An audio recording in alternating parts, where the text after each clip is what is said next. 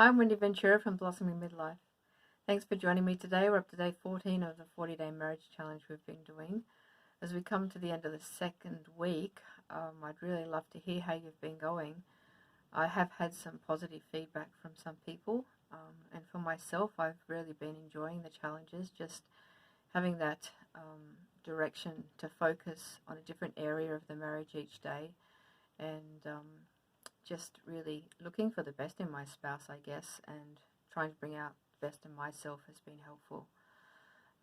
So yesterday we talked about choosing to act lovingly and how that can look very differently for different people, and I wonder how that looked for you and how you felt before you chose to do it and after you did that. Today we're talking about patiently bearing with one another, and I think, like I said, I've been married for 28 years, and there's always going to be times in any relationship, but especially in marriage, when we do spend so much time together and we see the best and the worst of each other. There's going to be times when we frustrate and annoy one another, and we're going to be doing things that's going to be upsetting. So it's just having patience through that and choosing to not react, but to just let things go.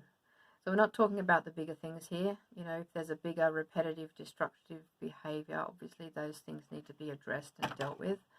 But I'm talking more about the little things where, just a one-off, maybe your spouse is tired or unwell, may speak a little bit more harshly than usual, or eat a bit more loudly, be in a rush one morning and leave their clothes on the floor.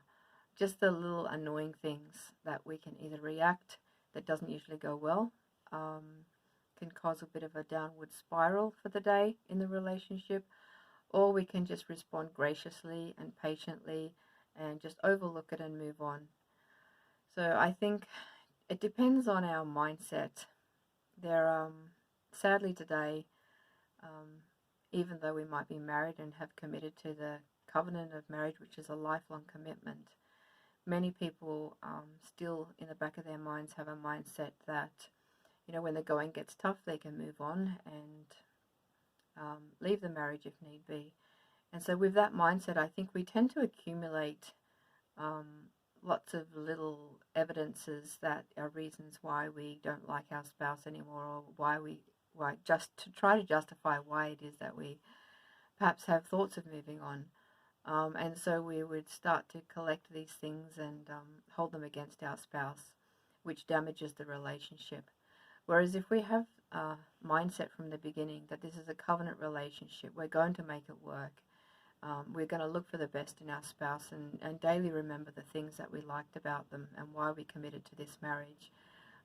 Then we'll be more willing to just overlook the little things and build up the good things, and to have that mindset. And I think that's pleasing not only to our spouse and healthy for the relationship, but also pleasing to God. I guess that's about it. It also comes back to that same team mindset that we talked about earlier on, just believing that we're not enemies and that we are here to support and encourage one another. So if someone's having a bad day or tired or unwell, we're supposed to be our spouse's biggest encourager and supporter in that. And when it's the other way around, we would love our spouse to also be there for us and overlook our weaknesses and our mistakes when we do stumble and having a bad day. So we can also be that person for our spouse and set the example.